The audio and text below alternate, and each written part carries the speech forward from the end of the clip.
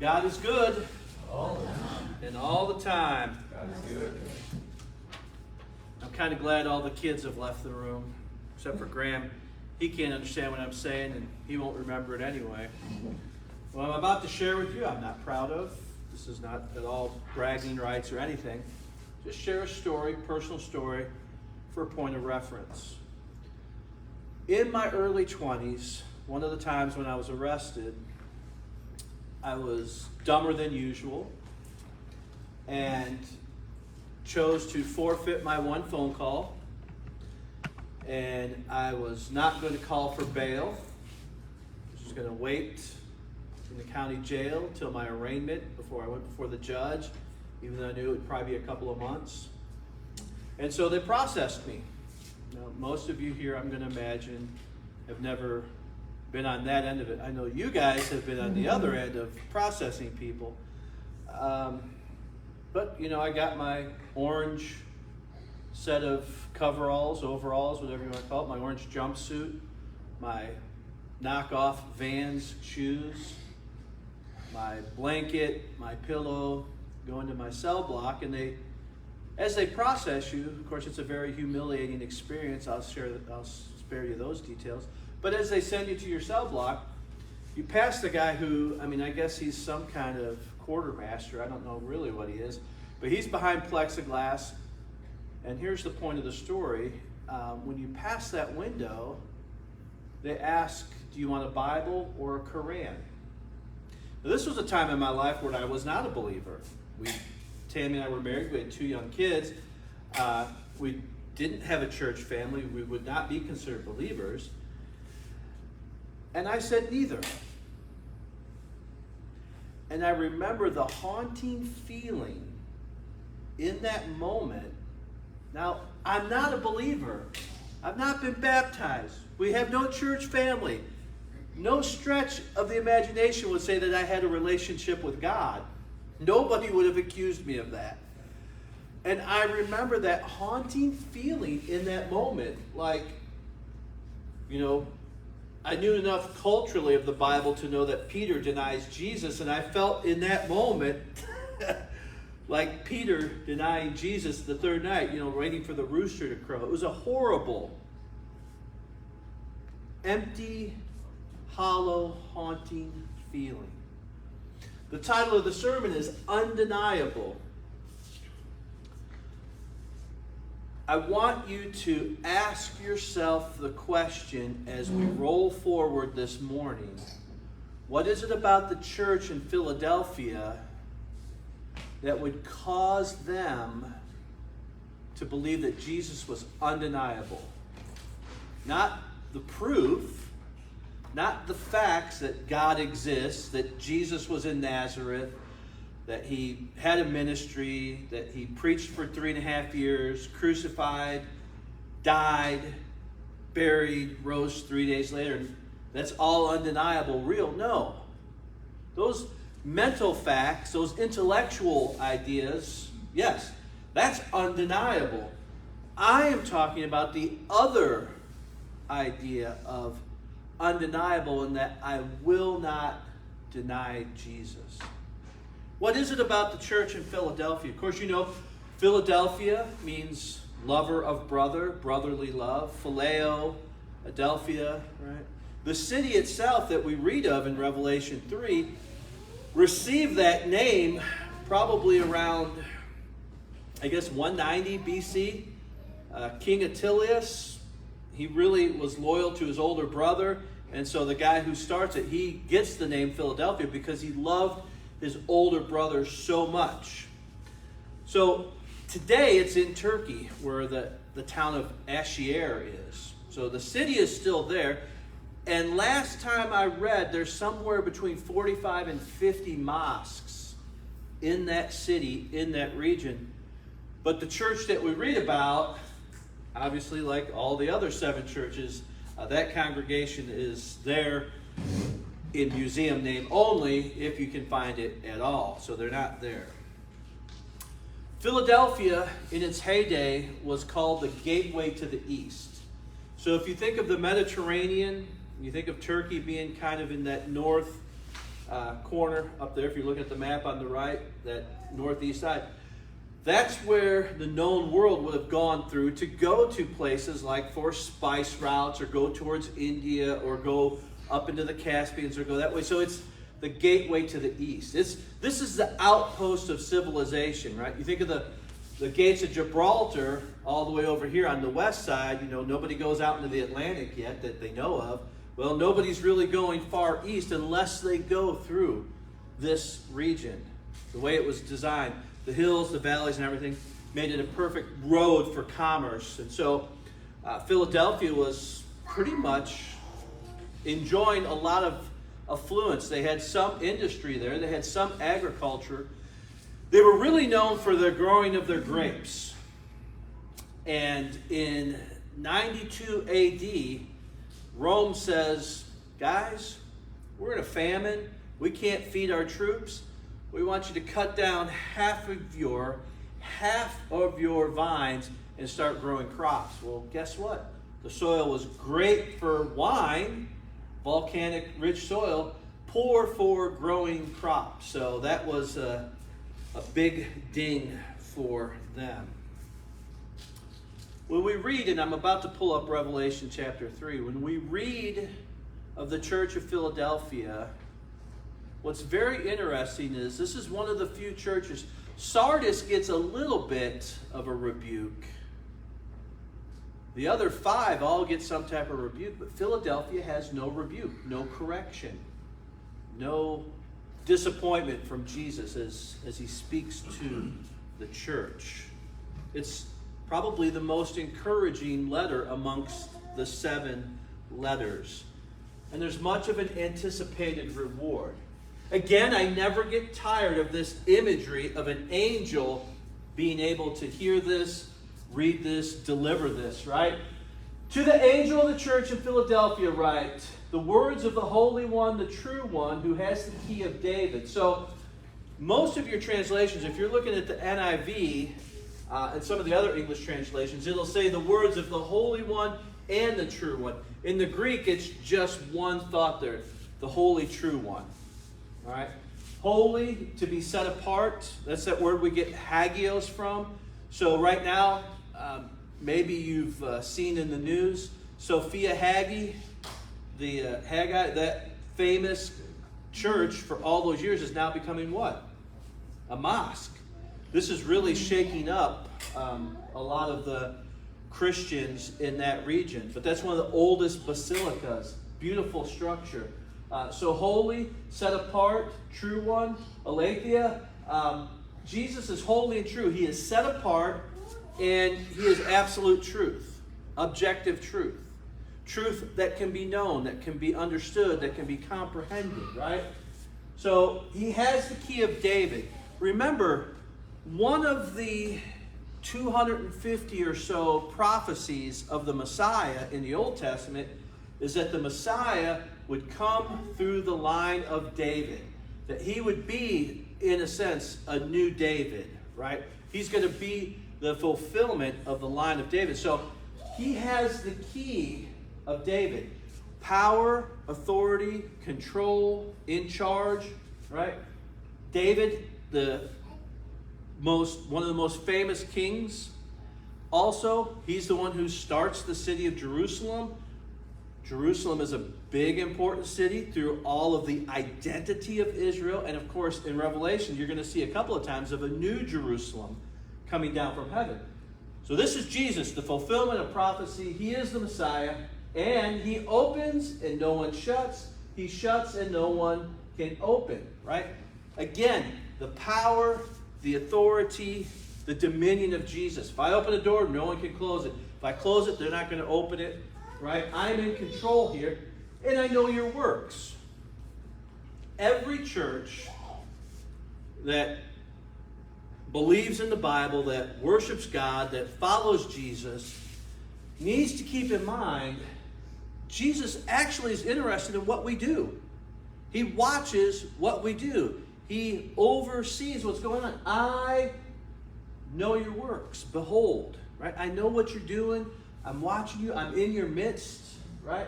I've set before you an open door which no one is able to shut.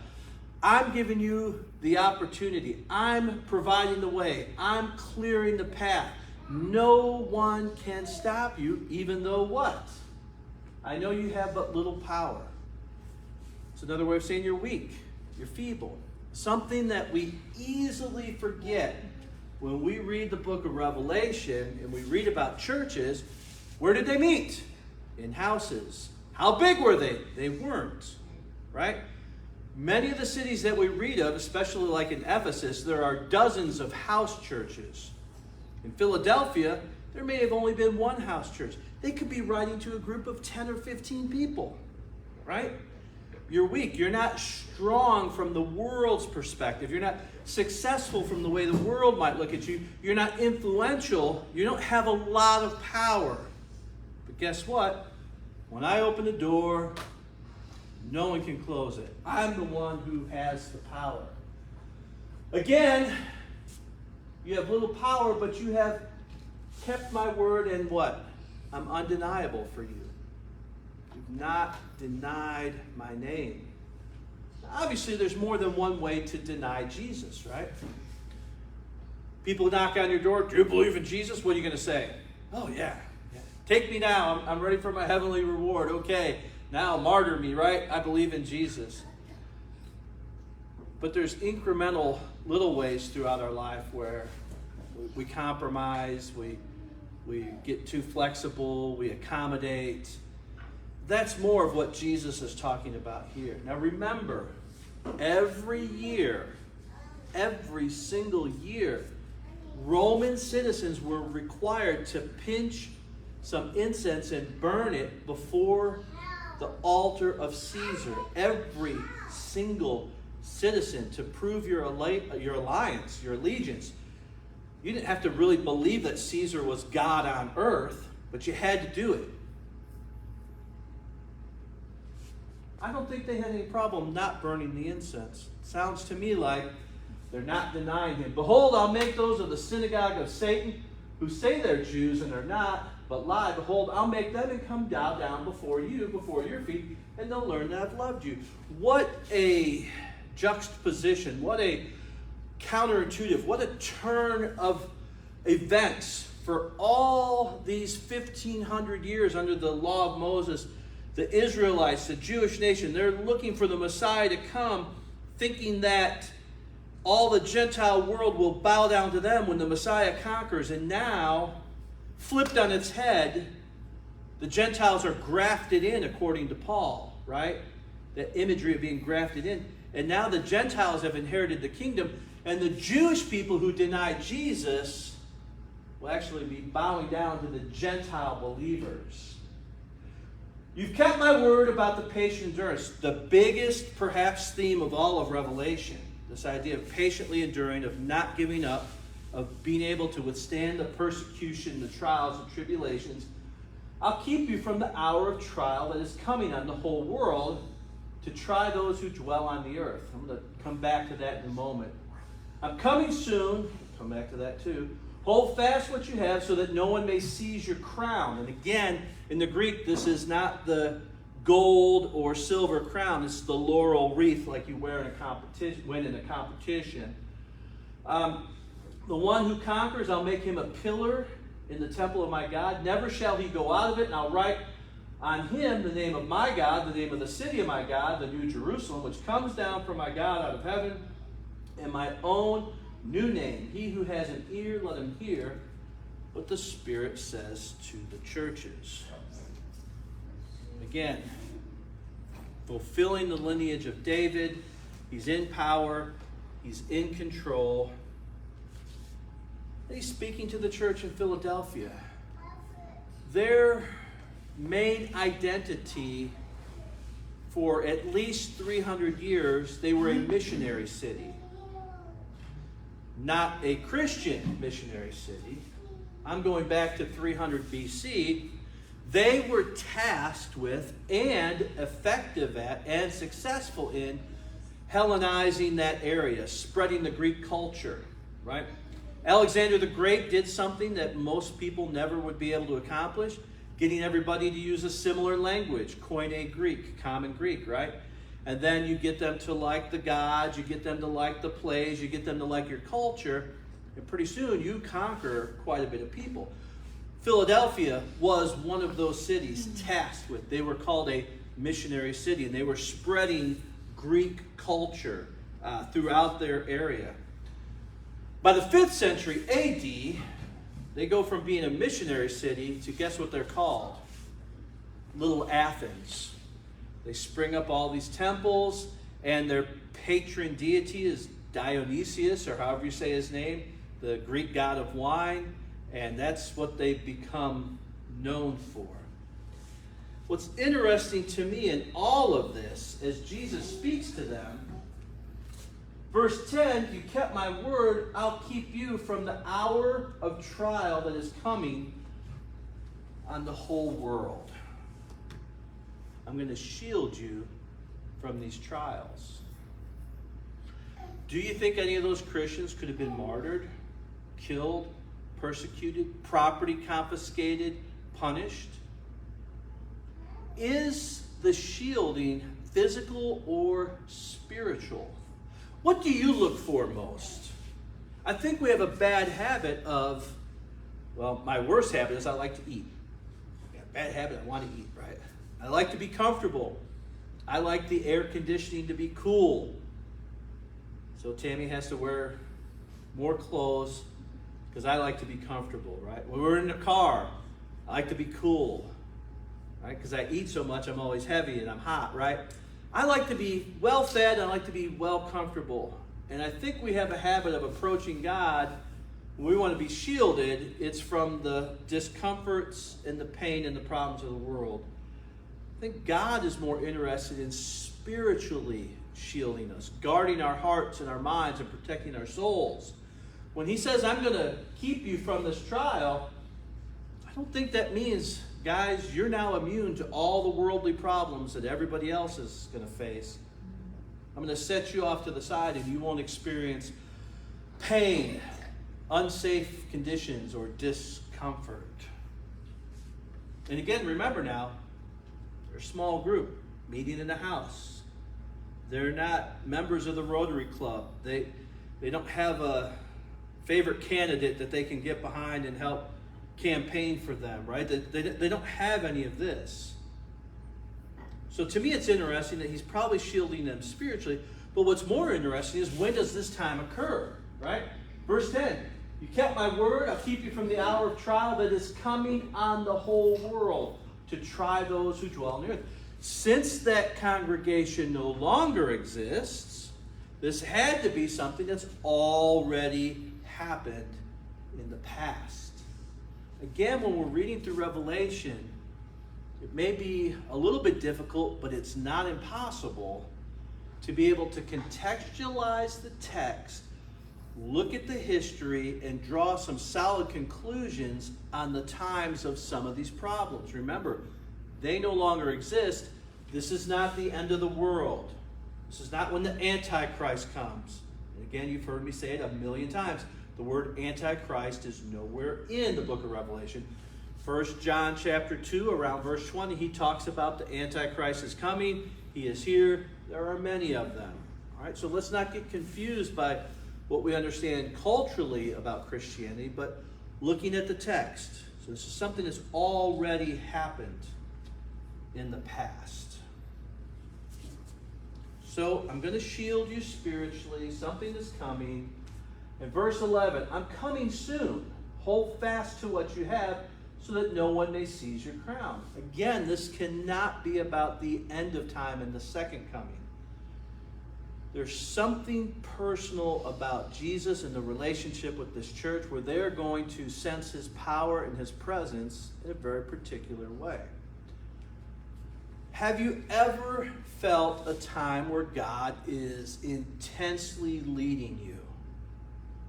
A time where you definitely feel like the Holy Spirit is pushing you in a direction or steering you away from another direction, right?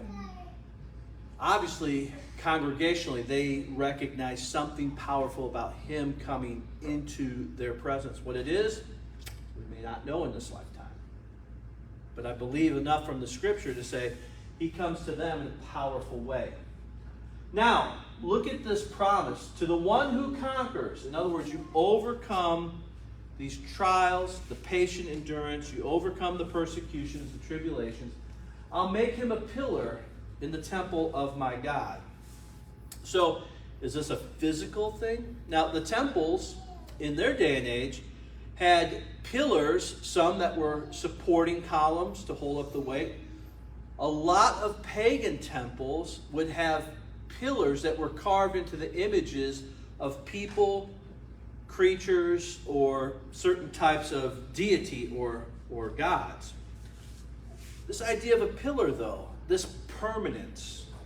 1 Timothy 3:15, talking about the church as the pillar of truth. This idea of strength, of endurance, of dependability, but being placed where no one can remove you. I am going to make you a pillar in the temple of my God. And again, what's a temple for? It's a place where you draw people together to worship and commune with their God, right? You are now planted firmly in the house of my God. You'll never be removed. And we get a threefold name here, right? You're not going to go out. I will write on him, number one, the name of God. What is that name, right? Moses, Exodus chapter 3, sees the bush that doesn't burn up, meets God. God says, I want you to go back to Egypt. I want you to tell these people. I want you to tell Pharaoh. I want you to do this. And Moses says, time out. Who do I say sent me? And we translate it either as Jehovah or Yahweh. What does it translate to in Hebrew? I am who I am. The great I am. Not I will be, not I was, I am. Right? So Jewish people, when they record their Hebrew Bible, right, they changed Yahweh to Adonai, or they left it blank. Adonai is a more generic word for Lord. But they don't ever say his name so that they don't break the Ten Commandments. Don't take the Lord's name in vain. Jesus, I'm going to write this name on you. It's ownership. And the name of the city of my God, the New Jerusalem, which comes down from my God out of heaven. When, if Jesus doesn't return first, when we get over towards chapter 20 and 21, we'll go into a lot more detail on what is this new city. Is Jesus going to have a capital here on planet Earth that he leads from? Or is there something else? Are there other options? So, the name of God, the name of the city, and my own new name. Now, this is going to be a theme we'll see through Revelation a couple of times. So what could that possibly have to do with anything? Remember, in the days of Jesus, it's a non-scientific world, by and large. Although, you may not know this, the Greeks had drawn up plans for a steam engine in this day and age. They knew how to channel and harness the power of steam. What took place after humanity harnessed the power of steam? What revolution do we call that? The Industrial Revolution, right? Imagine back then if they had done that. By and large, a non-scientific, by and large, a cultural appreciation for what we would find as very archaic and barbarian. They're very superstitious people. You have a hard time going under a ladder. If you spill salt, you throw it over your shoulder. Do you have a problem with the lucky number 13 or unlucky number, I guess? In their day and age, names were important in the fact that they believed, the superstitious people, if you knew your enemy's name, it could give you power over him because you can weave that name into incantations and spells and you could vex that person. Jesus says, I have a new name. And guess what? You are going to receive it. He's not worried about enemies having power or advantage over him. He's worried about three things. or communicating three things. No, number one, connection. You're going to get my name. I'm going to have your name. We're going to be connected. Number two, I accept you. What could be more important in this world than to know that the God who created heaven and earth, who is holy and true, who is set apart, accepts you for who you are? All your warts, all your flaws, all your imperfections, all your past mistakes. Nothing. Connection, acceptance, and belonging. I'm planting you like a pillar where the God, my Father, where He dwells, you're planted there as a pillar. No one can move you. You've got His name, the name of the city, and my name. You're no longer the city of brotherly love. You're no longer Philadelphia. Now you are the new Jerusalem. So, I want to wrap up. And I want you again to ask yourself the question that I began with. What is it about their relationship with Jesus that made Him so undeniable? They're in real times of threat, real times of real persecution. It's a danger to be a Christian, to be a faithful Christian. It's not an easy thing. Here in Tennessee, we're the buckle of the Bible Belt, right? If you can't be a Christian here, man, right? It's about as easy as, it's pretty easy to be a Christian. Not that we don't have any struggles. I don't want to play it off as light. But culturally, well, in fact, if you're not a Christian, some people are going to look down on you, right? What is it about them? What was it about their relationship? Remember, there's threats to their physical safety, their social standing. Economical hardships await them for being faithful to Jesus. Their faith is risky. What makes Him so undeniable? Number two, how do I get that kind of relationship with God? How could I have such a strong faith as an individual? What can take place in my life so that I would be that devoted to God? How is it that God could be that much of a priority? Is that even possible? I believe it is. I believe it comes down to the choices we make, the directions we want, where we want to invest our time and energy, how we want to be influenced. I love this letter to the church in Philadelphia. Last week when I got done preaching, it probably felt like a beat-up sermon, right? There was some stuff in there, right, that wasn't always pleasant. This is a great letter. There's so much encouragement here, especially for smaller groups. You're weak. You don't have a lot of strength. You haven't given up on me. I'm not giving up on you, right? They're marginalized. They're bullied by these supposed believers, the synagogue of Satan, this group of Jews, right? But I want you to notice, as you reflect on this portion of Revelation, God is more interested in their faithfulness than He is the way that the world might define others' success.